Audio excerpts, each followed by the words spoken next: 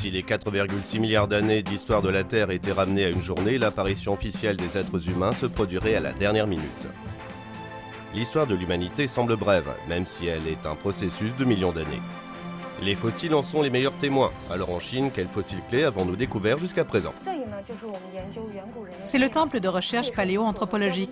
Ici se trouve notre collection de spécimens qui compte des fossiles humains très importants en Chine et datant de millions d'années. Voici l'homme de Lantian qui a 1 million d'années. On avance dans le temps avec l'homme de Tianyuan qui a 40 000 ans. Son squelette est très complet. On suppose que l'individu est tombé accidentellement dans un trou. Regardons, on l'appelle Xia Gao. C'est une femme. En fait, cet individu a quelques caractéristiques de la population du Nord d'il y a 8000 ans. On prélève de petits échantillons d'os dans le crâne et on les réduit en poudre. Ensuite, on extrait l'ADN de cette poudre pour étudier les mystères du genre humain. Le bras de ce petit robot commence à fonctionner. Il est très mignon, non? L'ADN fossile fait l'objet de nombreux essais compliqués. Le recours aux technologies de pointe dans la discipline a allégé la charge de travail tout en améliorant l'efficacité. L'étude de l'évolution humaine est l'objet de nos recherches. Elle nous permet non seulement de comprendre le passé, mais aussi de connaître notre présent et de guider notre avenir.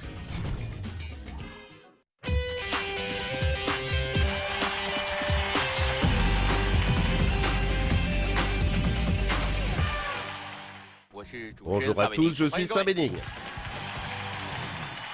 Avant de démarrer l'émission, accueillons d'abord nos 6 représentants de la jeunesse qui sont en ligne avec nous. Bienvenue à Magistral. Laissez-moi d'abord vous offrir un cadeau spécial. Regardez, c'est l'image de notre passé. Qui peut dire avec précision le nom de nos prédécesseurs? On commence par le plus ancien. Écoutons la jeune fille du Sichuan. C'est le gorille ou le singe? Le gorille? Le grand singe? Bien. Et le deuxième? Proposez sans crainte. Cette jeune fille du Jiangxi, s'il vous plaît. L'homme singe? Je ne suis pas sûre. Quoi? Il s'appelle Tarzan? Et le troisième qui porte le bâton sur l'épaule, qui c'est? Mademoiselle de Beijing, s'il vous plaît. Je pense que c'est un semi-homo erectus et un homo erectus. Enfin, il y a un terme que j'ai l'impression d'avoir vu dans les manuels.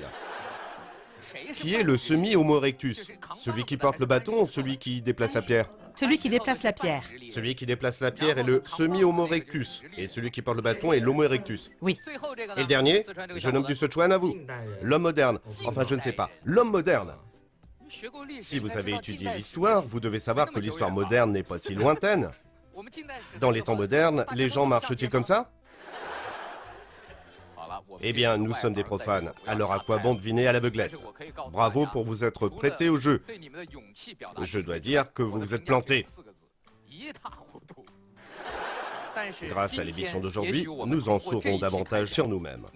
Qui sommes-nous, d'où venons-nous et où allons-nous? Si les 4,6 milliards d'années d'histoire de la Terre étaient ramenées à une journée, les premières 23 heures, 59 minutes et 4 secondes n'auraient rien à voir avec l'humanité. L'humanité serait apparue 56 secondes avant minuit. Et il s'agit de l'Australopithèque poilu.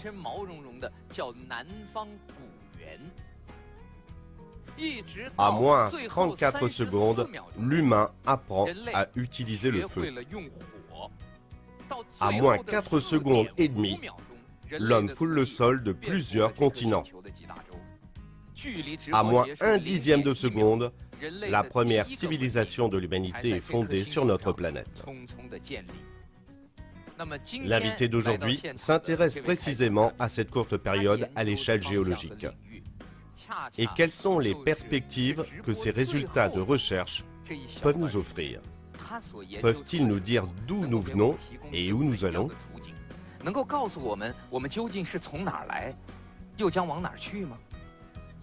Des applaudissements pour accueillir notre invitée du jour, Fu Xiaomei, directrice du laboratoire d'ADN ancien de l'Institut de paléontologie des vertébrés et de paléoanthropologie. Bonjour Madame la directrice.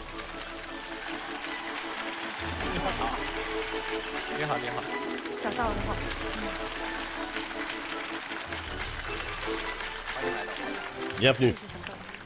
Merci. Avant votre arrivée, un collègue m'a dit qu'on voyait rarement des invités plus jeunes que moi dans notre émission. La plupart des experts, tous domaines confondus, sont plus âgés que moi. Vous, par contre, vous êtes né dans les années 80. Malgré votre jeunesse, vos recherches attisent la curiosité de beaucoup de monde. Notre petit test de tout à l'heure vous a fait rire, non?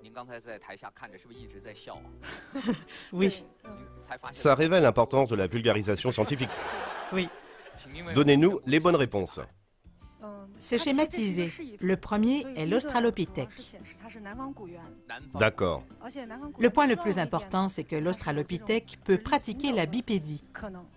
Donc la bonne réponse est l'Australopithèque. Ce n'est pas vraiment ce que nous a dit la jeune Sichuanaise. Vous avez quelques progrès à faire. Qu'en est-il du deuxième qui porte la pierre? C'est un Homo habilis typique. Sa plus grande caractéristique est sa capacité à utiliser des outils. Donc ce qu'il tient n'est pas une simple pierre. Il utilise des pierres comme outil pour atteindre ses objectifs. Donc c'est très important. Et le troisième? Tout à l'heure, l'étudiante a donné la bonne réponse. C'est l'Homo erectus. Enfin une réponse correcte. C'est la jeune de Beijing.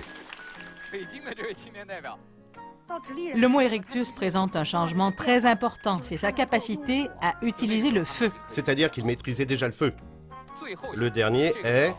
On l'appelle Homo sapiens. Ce terme comprend non seulement l'homme moderne, mais aussi tous ses contemporains humains. Reprenons la chronologie qu'on a évoquée. Si les 4,6 milliards d'années de la Terre étaient ramenées à une journée, l'humain serait apparu à la dernière minute. Oui, Et vous étudiez? les dernières secondes. Vraiment? En gros, ça couvre quelle période? D'il y a des centaines de milliers à des milliers d'années. Je vois. C'est votre domaine d'étude. Oui, Votre visage ne m'est pas inconnu. Je vous ai vu dans les documents que notre équipe m'a donnés. Ils disaient que vous êtes une jeune et charmante scientifique. Alors regardons une photo de vous. Est-ce que les scientifiques qui étudient l'origine de la vie aiment poser avec un squelette? en fait, j'estime que c'est un honneur pour moi de prendre une photo avec lui. En Allemagne, j'ai également eu l'honneur de me faire photographier avec un squelette de néandertalien, une espèce humaine éteinte. J'en suis très fière. C'était quand? Il y a quelques années à peine. Non, je veux dire, à quel âge a ce néandertalien? Ah, il a des dizaines de milliers d'années, Ah bon? voire plus. Vous posez avec lui? Oui, j'en suis très fière. Il y a un sentiment de traversée du temps et de l'espace. Donc parmi les deux squelettes derrière nous, celui de droite est... Celui de l'homme moderne. Et celui de gauche est... C'est un néandertalien. Il y a des différences évidentes. Cette partie est visiblement plus large. Oui. Pour être rigoureux, on devrait appeler l'humain d'aujourd'hui Homo sapiens. Oui, Néandertalien et Homo sapiens sont-ils deux branches différentes? le néandertalien est aussi un Homo sapiens, mais c'est un cousin de l'homme moderne. Selon nos analyses génétiques, ils se sont séparés il y a environ 500 000 à 800 000 ans. Quand on dit homme moderne, on a tendance à penser aux gens d'aujourd'hui, mais en fait, ça désigne les humains qui ont les mêmes caractéristiques physiques que les nôtres. L'homme moderne est donc apparu il y a plus de 200 000 ans. Et les gens d'aujourd'hui sont appelés hommes modernes actuels. Donc l'homme moderne a une histoire de 200 000 ans. Oui, plus de 200 000 ans. Qu'est-ce que c'est?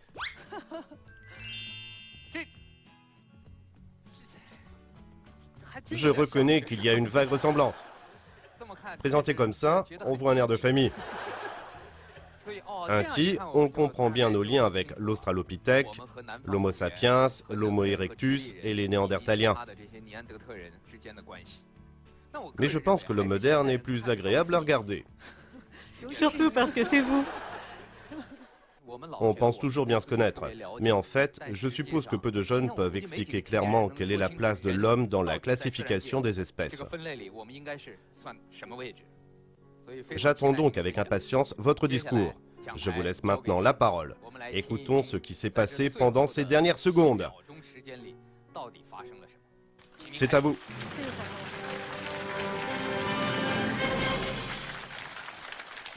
Merci Sabening. Bonjour à tous. Lorsque nous, Chinois, on se rencontre pour la première fois, on demande souvent à notre interlocuteur s'il vient du Sud ou du Nord. Pourquoi cette question? En fait, c'est parce qu'il y a des différences en termes d'environnement géographique entre le Sud et le Nord. Et il y a aussi des différences dans les habitudes de vie. Par exemple, je suis une méridionale et je suis venue dans le Nord pour aller à l'université. C'était la première fois que j'allais aussi loin. Je me souviens que la première fois que j'ai mangé de la gelée de soja à la cafétéria de l'université, j'étais surprise. Comment ce plat pouvait-il être salé et non sucré? Plus tard, j'ai appris que c'est lié aux différents modes de vie entre le Nord et le Sud. Alors, comment faire la différence entre les Chinois typiques du Nord et ceux du Sud? C'est possible grâce à leur patrimoine génétique, l'ADN. Il y a un lien avec nos récentes recherches. Nous avons prélevé environ 25 échantillons sur 11 sites datant d'il y a 4000 à 9000 ans, ainsi que sur un autre vieux de plus de 300 ans. Ce projet peut être considéré comme la première étude systématique des génomes anciens du Sud et du Nord de la Chine, couvrant une aussi longue période de temps. Grâce à nos recherches, nous avons découvert qu'il y a au moins 9500 ans, les populations du Nord et du Sud se différenciaient déjà. Qu'est-ce que ça veut dire? Que les méridionaux d'aujourd'hui ont un patrimoine génétique similaire avec ceux qui vivaient là il y a au moins 9500 ans, les méridionaux anciens. On observe le même phénomène chez les populations septentrionales. Leur patrimoine génétique vient des anciens habitants du Nord. Alors, comment sommes-nous arrivés à cette conclusion? L'humain a 3 milliards de paires de bases. En matière de génome, savez-vous quelle est la différence entre celui des humains et celui des chimpanzés? Elle est d'environ 1%. Alors, quelle est la différence entre deux humains? Celle-ci est d'environ 1 pour 1000 en moyenne. Nous avons obtenu des informations génétiques en étudiant différentes populations, en particulier des os et des fossiles anciens. Cela nous permet de comprendre les différences entre les gens grâce à des caractéristiques de base. Ces ossements et fossiles sont très rares, car pour ne pas complètement disparaître, un corps doit être enterré dans un endroit relativement propice à la conservation. Que faut-il d'autre? Il faut attendre des milliers, des dizaines de milliers, voire des centaines de milliers d'années plus tard que quelqu'un les découvre. On comprend donc à quel point ces échantillons sont précieux. Même si les résultats de nos recherches ont été publiés récemment, notre projet a démarré très tôt. On l'a lancé vers 2012. En 2014, on a trouvé plusieurs individus typiques des gens du Nord et d'autres du Sud. Mais j'étais très hésitante à l'époque, car un individu du Sud avait une particularité très prononcée.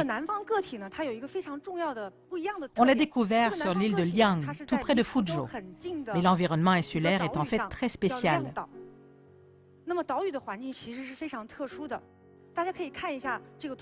Regardez cette photo, on y voit aussi un insulaire. Il s'agit d'un membre de l'ethnie Onge des îles Andaman en Inde. Il est complètement différent des habitants de la péninsule indienne. Il m'était donc difficile de laisser des insulaires représenter les méridionaux typiques du continent.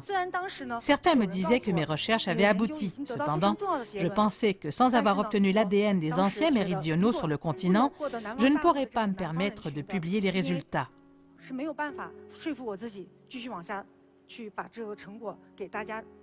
Vous n'imaginez peut-être pas combien de temps et d'efforts il nous a fallu pour obtenir le génome de la population méridionale de la partie continentale.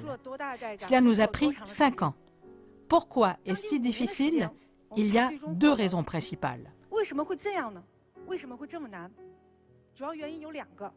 La première est une caractéristique propre à l'ADN ancien. On peut se demander s'il y a une différence entre l'ADN ancien et le matériel génétique dont nous parlons habituellement. Si on prélève du sang à un de nos contemporains, la majeure partie de ce sang contiendra l'ADN de l'individu. Mais dans l'ADN ancien, par contre, les fragments sont très courts et il y a beaucoup de micro-organismes. Il arrive même que l'ADN de l'individu a disparu. C'est pourquoi il est très difficile d'étudier l'évolution humaine à travers l'ADN ancien. C'est le premier aspect. La seconde raison est que dans le sud, le climat est chaud et humide, mais surtout que le sol très acide peut grandement endommager les os. Parfois, vous retrouvez des os, mais ils ne contiennent plus aucune matière organique ni ADN. Par conséquent, il est extrêmement difficile d'obtenir le génome ancien du sud. Sur cette base, notre équipe a développé une technologie de capture d'ADN très efficace qui permet d'extraire des traces d'ADN humain d'un grand nombre de micro-organismes. Ça nous a permis d'élargir nos recherches et d'obtenir 18 génomes très précieux de la population du Sud, vieux d'environ 4000 à 8000 ans.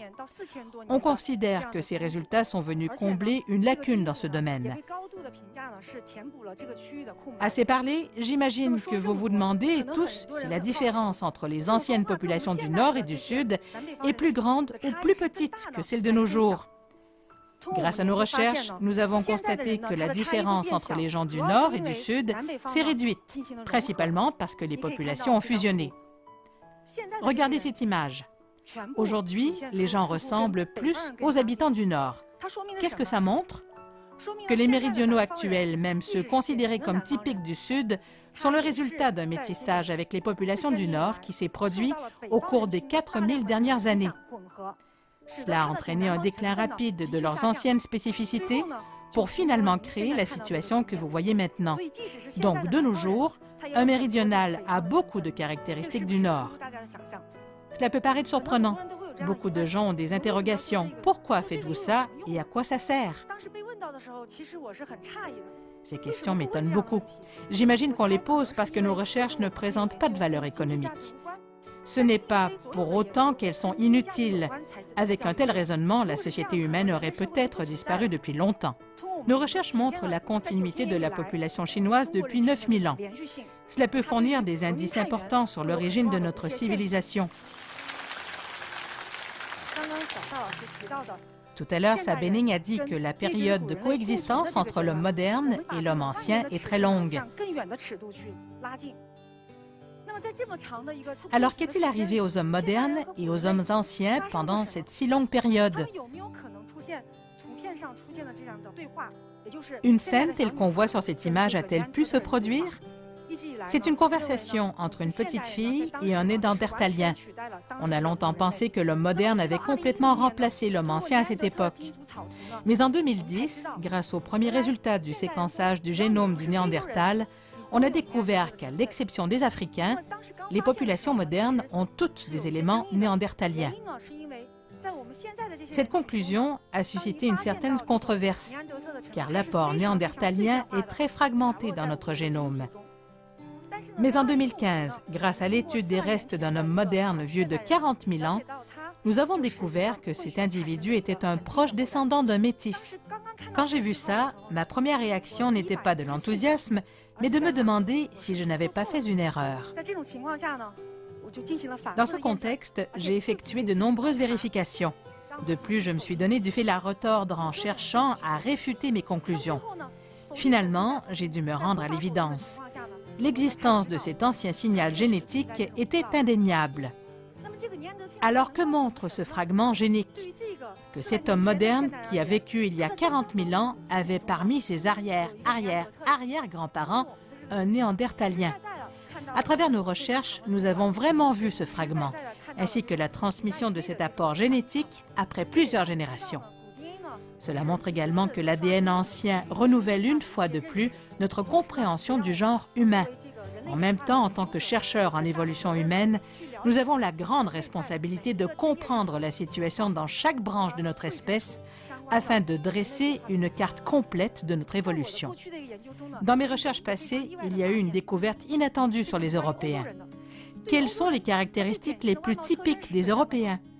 Yeux bleus et peau blanche? Mais selon mes recherches, les yeux bleus sont apparus il y a seulement 14 000 ans environ. La peau blanche est apparue encore plus tard, probablement il y a 7 000 ans. On peut donc imaginer l'existence d'un stade intermédiaire il y a entre 14 000 et 7 000 ans, c'est-à-dire une peau foncée et des yeux bleus. Cela dépasse notre imagination. Dans de nombreux cas, certains nous disent que pour s'adapter à son environnement, il se produit des mutations géniques au sein d'une population. Au cours du temps, un gène conférant un avantage dans un environnement donné apparaîtrait par hasard et se perpétuerait. Cependant, dans nos recherches, nous avons constaté que de nombreux gènes ne sont pas apparus à cause de mutations, mais que la plupart sont un apport allogène. Par exemple, la peau blanche européenne a été apportée par des étrangers. En fait, nous avons toujours un rapport quotidien avec les paléoanthropiens. Qu'est-ce que ça veut dire? Prenons par exemple une maladie courante, le diabète de type 2. Elle a un rapport avec un gène lié au néandertalien. Du point de vue de l'homme moderne, on peut se demander comment un si mauvais gène a-t-il pu se transmettre. Mais si vous réfléchissez aux conditions à l'époque, ce gène aidait les paléoanthropiens à résister à la faim et à préserver leur forme physique. De plus, on connaît tous des couche-tard. Ils ont des gènes régulateurs qui viennent aussi des néandertaliens. Il y a encore de nombreux mystères non résolus sur les humains. Percer les secrets de l'évolution de notre espèce est notre but ultime. En d'autres termes, savoir qui nous sommes est un enjeu très important.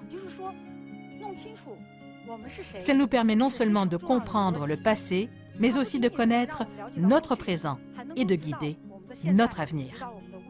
Merci.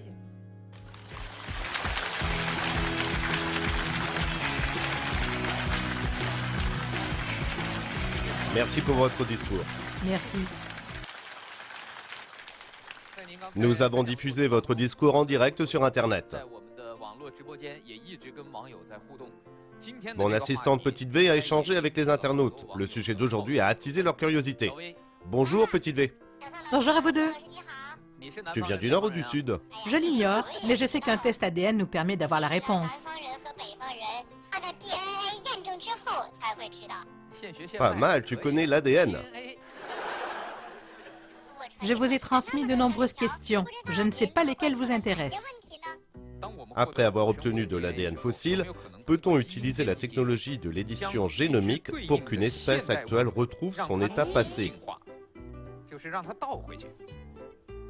Ainsi, on disposerait de spécimens vivants qu'on pourrait directement étudier. Il serait même possible de faire renaître des espèces disparues. Ça fait penser aux films de science-fiction.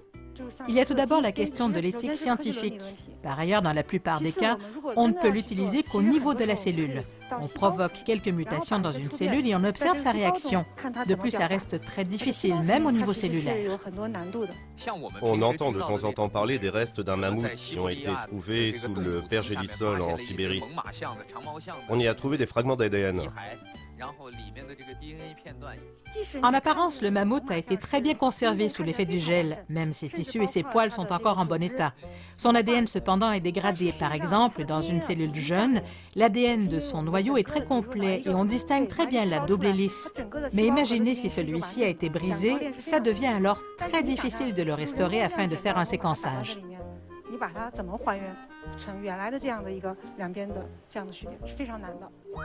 Donc le monde de la science-fiction et celui de la science sont différents. La technologie ne permet pas de tout faire. Petite V, remercie les internautes pour leur participation. Nous espérons également qu'ils continueront à nous être fidèles. D'accord. Merci à Petite V et aux internautes. Merci à vous deux. Au revoir. Nous donnons maintenant la parole aux 6 représentants de la jeunesse. Avez-vous des questions à poser au professeur Fu? La première. Bonjour à vous deux, je m'appelle Luo Xiaoying. Ma mère est originaire du Sichuan, mon père est brésilien, mais d'ascendance allemande. Après avoir entendu le discours du professeur Fu, je dirais à mon père en rentrant à la maison que ses lointains ancêtres avaient les yeux bleus et la peau foncée. Maintenant, j'ai une meilleure compréhension sur mes origines. Voici ma question. Comme mon père est d'origine allemande, ai-je plus de gènes néandertaliens? Vous posez une très bonne question. La composante néandertalienne est similaire chez les Asiatiques de l'Est et les Européens, mais elle est légèrement plus importante chez les Asiatiques de l'Est. C'est donc l'inverse. Depuis l'émergence de l'agriculture il y a 9000 ans, les Européens se sont continuellement mêlés à des populations allogènes, comme par exemple des populations agricoles des prairies eurasiennes. Ça a eu un fort impact sur les Européens et celui-ci se constate de nos jours. En Chine, c'est différent. Même s'il y a une différence entre les gens du Nord et du Sud, dans l'ensemble, sa composante principale ne s'est pas mélangée à des étrangers. Il s'agit essentiellement d'influences mutuelles de populations en interne.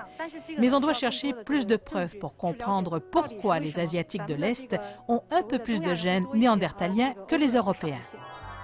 J'ai une autre question.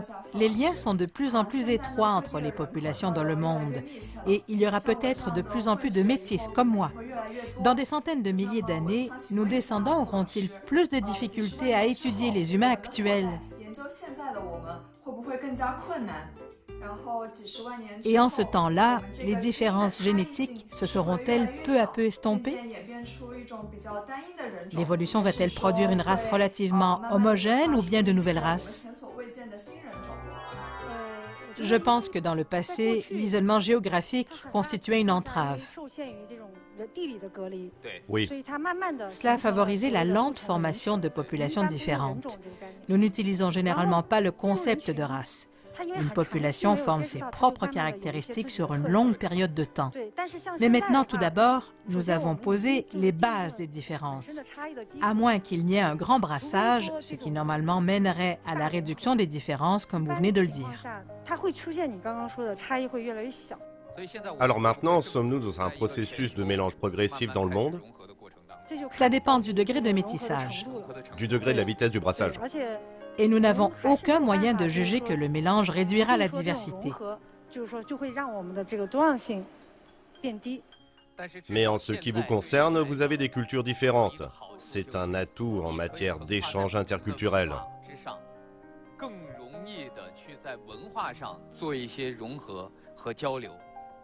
Oui, c'est peut-être un de mes avantages et j'en ferai bon usage. Merci à vous deux. Merci. Au revoir. Suivante. Je m'appelle Zhu Changyue et je me trouve dans la réserve naturelle nationale des monts Gaolingong.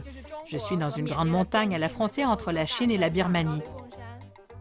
Ici, on fait un travail de recherche et de protection des gibbons. Les gibbons sont les animaux les plus proches de l'homme en Chine. Le gibbon, c'est l'animal qui se suspend aux branches et saute entre les arbres.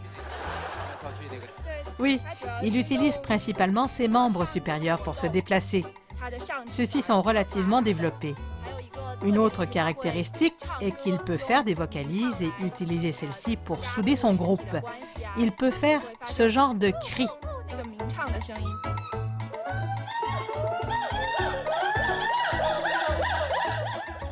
Ne chantez pas, sinon vous allez les attirer. En vous retournant, vous verrez l'arbre plein de gibbons. Nos travaux de recherche et de protection portent sur le gibbon Tianxing, dont la population en Chine et dans le monde est très réduite. Il reste moins de 150 individus en Chine. On étudie non seulement ces animaux, mais aussi leurs excréments. En fait, tout comme le professeur Fu, nous avons également besoin d'échantillons pour connaître la diversité de leur patrimoine génétique. Pour cela, les excréments frais sont ce qu'il y a de plus précieux. En 2017, ce gibbon a été renommé. Jusque-là, on avait toujours pensé qu'il s'agissait d'une sous-espèce du gibbon houlok. En 2017, les scientifiques chinois l'ont baptisé gibbon Tianxing. Il ressemble beaucoup au gibbon houlok oriental. Lequel étudiez-vous? Celui avec les sourcils plus fins et moins clairs. Donc celui-ci. Comme il est mignon. Mais qu'est-ce qui les différencie, leurs excréments? Oui, une partie considérable des échantillons proviennent de matières fécales fraîches. Comme tous les mammifères, les excréments du gibbon transportent des cellules de la paroi intestinale. De cette façon, nous pouvons étudier ces gènes. Donc, une partie importante de notre travail consiste à chercher des excréments de gibbon dans la nature. Mais ce n'est pas chose facile. En effet, le gibbon se déplace dans les arbres à une hauteur d'environ 15-20 mètres. C'est aussi de là-haut qu'il défèque. En tombant, les excréments s'éparpillent, donc il sème à tout vent. Eh bien, c'est charmant. Et pour trouver, il faut compter sur la chance, n'est-ce pas? Si ça vous tombe sur la tête, vous pouvez en fait vous estimer très chanceux, parce que les excréments de gibbon sont très précieux. C'est extrêmement difficile d'en trouver parce qu'on a du mal à les voir. Leur odeur et leurs traces disparaissent rapidement en se désagrégeant sur le sol de la forêt. On étudie les excréments de gibbon car c'est une espèce en voie de disparition et que leur population est très faible. Comme pour la plupart des mammifères, lorsqu'il y a réduction de la diversité génétique et augmentation de la consanguinité, cela présente de nombreux risques. Cette population est vulnérable. Le gibbon tianxing est une espèce qui s'est différenciée il y a 490 000 ans, soit près d'un demi-million d'années. Les paléanthropiens qui étudient le professeur Fu n'ont pas survécu au cours des 200 000 dernières années. Seuls nous, Homo sapiens, sommes encore là aujourd'hui. D'après vous, quelle est la raison de leur extinction? Le savoir peut-il nous éclairer aujourd'hui dans nos travaux de protection des espèces?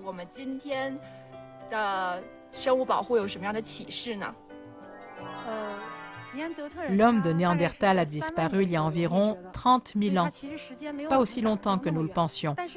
Comment s'est-il éteint? Certains pensent que l'homme moderne constituait pour lui une menace. D'autres disent qu'il ne pouvait plus répondre à ses besoins alimentaires à cause des changements environnementaux. On ne peut pas trancher la question. Mais une chose est très importante, tout le monde a vu que la diversité génétique des Néandertaliens a rapidement diminué ces dizaines de milliers d'années.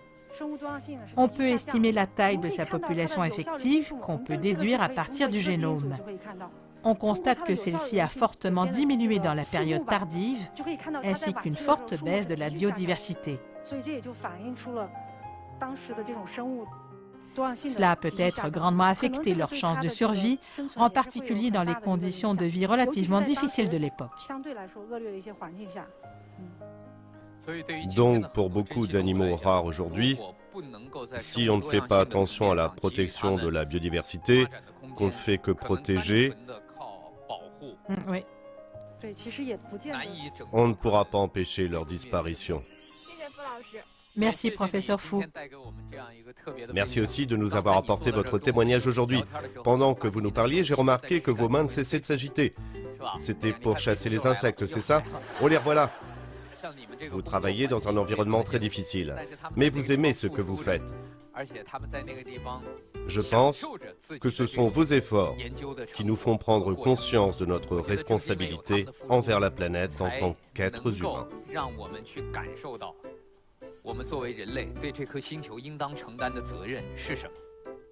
J'admire votre travail. Merci à vous. Merci, monsieur Sa. Prenez soin de vous. Au suivant. Bonjour. Bonjour à vous deux. Je m'appelle Mathia Sin et je viens de la région de Chaoshan dans la province du Guangdong. Je voudrais poser une question dans notre dialecte. Ah bon? C'est difficile. Oui, allez, posez votre question.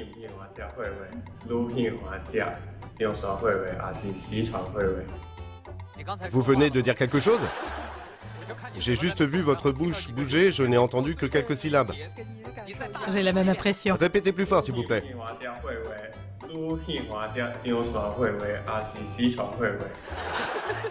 Vous comprenez? Moi non. Je peux lui répondre au revoir en cantonais. D'accord. Au revoir. Merci de vous être connecté. Au revoir. Je n'ai rien compris à ce qu'il a dit. Ce n'est pas du cantonais. Je suis dans la région de Chaoshan. C'est le dialecte de là-bas? Oui. Alors qu'est-ce que vous avez dit? Je demandais si vous aimez la fondue et laquelle vous préférez, celle de Chaoshan ou celle du Sichuan?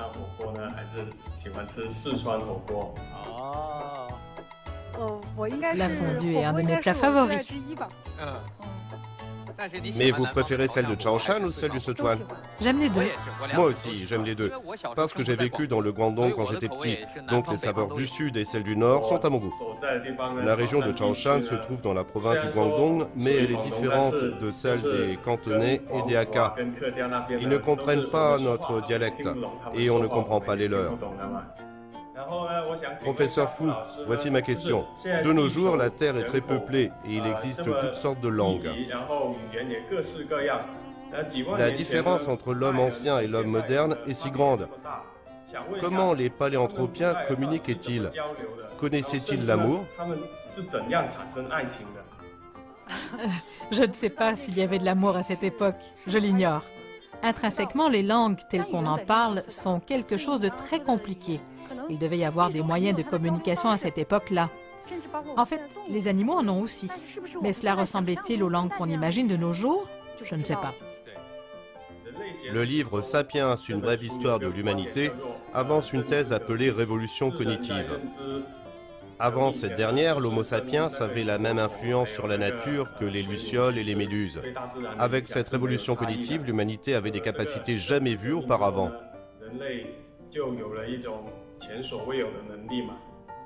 Certains chercheurs disent que l'émergence du langage est en fait un facteur très important qui a mené à la différenciation de l'humanité. Grâce au langage, la communication et la collaboration humaine ont soudainement considérablement augmenté. Les individus pouvaient transmettre des informations avec plus de précision. Par exemple, l'un d'eux pouvait dire où il avait vu une bête, combien de personnes étaient nécessaires pour la chasser et comment il fallait procéder. Leur capacité à travailler en équipe et leur efficacité se sont considérablement améliorées. Je ne pense pas qu'on puisse le prouver. C'est juste une hypothèse. Oui, on peut dire que c'est une conjecture, et il y a diverses possibilités. Le langage n'est pas quelque chose de matériel. Certes, on émet des sons, mais c'est une capacité, pas une manifestation physique. Oui. On pourrait penser qu'il y a des dizaines de milliers d'années, la seule préoccupation était la survie et que les gens n'avaient pas d'autres besoins. Mais on a découvert de nombreux vestiges culturels datant de cette époque, comme par exemple des flûtes et des sculptures. Cela montre qu'outre le besoin de survie, ces humains avaient également des besoins spirituels. Merci à vous deux. Merci. Merci. Suivante. Bonjour à vous deux. Je suis une élève en seconde au lycée de Gongqing. Le professeur Fu est une ancienne élève de notre établissement. C'est une surprise. Bonjour, bienvenue. Bonjour. Le professeur Fu est très connu dans notre lycée. Son nom figure sur la brochure de l'établissement où on la présente comme une étoile de la science en Chine. Je voudrais savoir quel est votre point de vue sur ce titre. Étoile de la science en Chine. Regardez derrière vous. Voilà comment on vous présente sur cette brochure. Il s'agit en fait d'une des 10 étoiles de la science en Chine sélectionnées par Nature en 2016. Je suis l'une d'elles. Que pensez-vous de ce titre? En parler, ça me met encore un peu mal à l'aise, parce que c'est un titre très pompeux. Mais c'est un honneur d'avoir été sélectionné parmi d'illustres scientifiques dans des domaines variés, tels que Yan Ling et Wang Yifang, par exemple. Mais il y en a beaucoup d'autres. Quand j'ai rejoint leur rang, j'ai soudain senti que mon travail était très important. Par exemple, les résultats de mes recherches sont considérés comme une contribution à la réécriture de l'histoire des premières populations d'hommes modernes en Europe. Au moins, cela montre que dans le monde, la question ne porte pas seulement sur l'utilité des recherches. Ça montre que dans n'importe quel domaine, tant que vous travaillez suffisamment, tant que la discipline a des perspectives de développement, elle est précieuse. Oui. Professeur Fu, comme je vous admire beaucoup, j'ai fait votre curriculum vitae. J'ai entendu dire que vous aimez l'escalade, alors j'ai choisi cette image en arrière-plan. En 1998, vous êtes entré à l'école normale, en 2001 au lycée et en 2003 à l'Université du Nord-Ouest pour étudier les technologies de protection du patrimoine culturel. En 2007, vous avez été admise à l'Académie chinoise des sciences. En 2009, vous êtes allé en Allemagne pour faire des recherches sur l'ADN fossile et même plus tard à Harvard. Vous êtes rentré en Chine en 2016. Quand j'ai fait cette liste, je me suis rendu compte que vous n'êtes pas du genre à vous reposer sur vos lauriers. Vous changez toujours d'angle pour faire face au monde. Je voudrais savoir si votre parcours vous a permis de changer votre regard sur le monde. C'est une bonne question. La façon de regarder le monde est en effet différente selon l'environnement d'études ou la spécialité. Par exemple, j'ai étudié les technologies de protection du patrimoine culturel. Ça consiste à étudier les objets anciens pour savoir comment les protéger. En maîtrise, on étudie ce que les gens mangeaient dans le passé et le domaine de recherche passe des objets au mode de vie humaine. Ensuite, en doctorat, il y a un changement plus important. On s'intéresse à l'origine et à l'avenir de l'humanité. Dans ce processus, toutes ces choses sont liées. On peut voir qu'il n'y a en fait pas de frontières entre de nombreuses disciplines scientifiques. En regardant le monde sous différents angles, vous obtenez de nombreuses réponses très intéressantes. Aujourd'hui, en passant en revue mon parcours, et je trouve que chaque étape a été importante, comme par exemple les technologies de protection du patrimoine culturel. C'est en fait une discipline interdisciplinaire. Les sciences humaines sont très importantes pour condenser les questions scientifiques. Et les sciences dures, notamment les mathématiques, physique, la chimie et la programmation informatique, ont joué un rôle très important dans mes recherches doctorales en bioinformatique et en génétique des populations. En master, mon sujet de recherche était les recettes des hommes préhistoriques. Ces travaux exigeaient de moi une certaine compréhension de l'agriculture et des populations. Ils ont même influencé mes recherches sur les populations du Nord et du Sud. Dans les moments difficiles, c'est l'amour pour ce que je fais qui m'a permis de persévérer. Aujourd'hui, je voudrais dire ceci aux jeunes. Soyez consciencieux dans ce que vous faites. Même si vous êtes encore dans l'incertitude, faites preuve de sérieux et ne perdez pas votre temps. Transformez vos pensées en action. Ne restez pas au stade des idées. Ainsi, vous grandirez dans l'effort et la joie.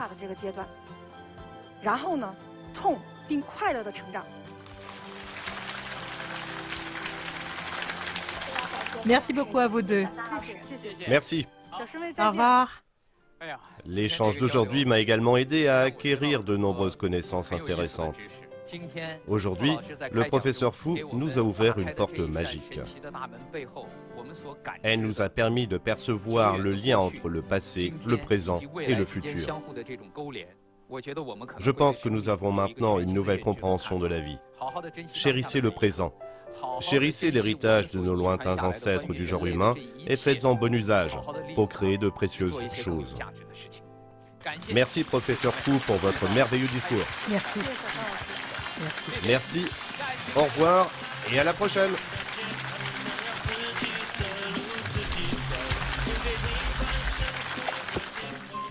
Si les 4,6 milliards d'histoires de la Terre étaient converties en un jour, l'humain n'apparaîtrait qu'à la dernière minute.